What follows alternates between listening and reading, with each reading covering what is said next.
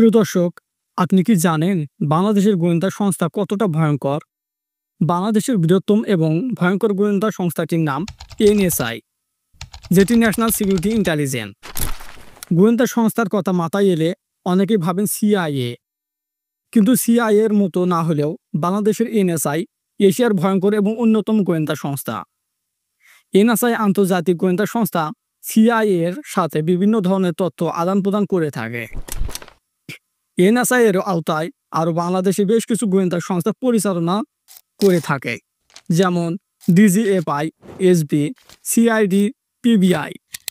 NSI এর প্রধান বেসামরিক গোয়েন্দা সংস্থা, যেটি বাংলাদেশের অপরাধ দমন এবং বৈদেশিক তথ্য সংগ্রহ করে থাকে।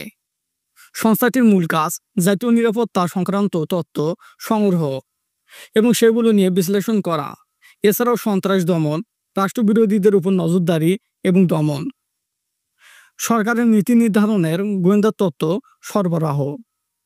এনএসআই 29শে ডিসেম্বর 1972 সালে গঠিত হয়। এনএসআই বাংলাদেশের সকল জেলায় একটি করে ইউনিট রয়েছে।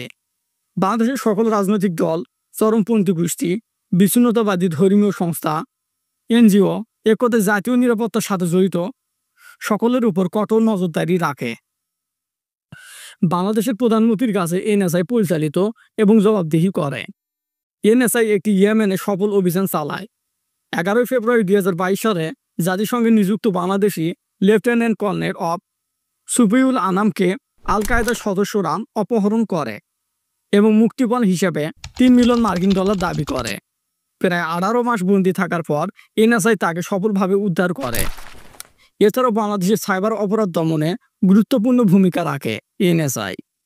সংস্থাটি দক্ষিণ এশিয়া নিরাপত্তা সংক্রান্ত বিভিন্ন কাজে অংশগ্রহণ করে থাকে, যেমন সার্ক।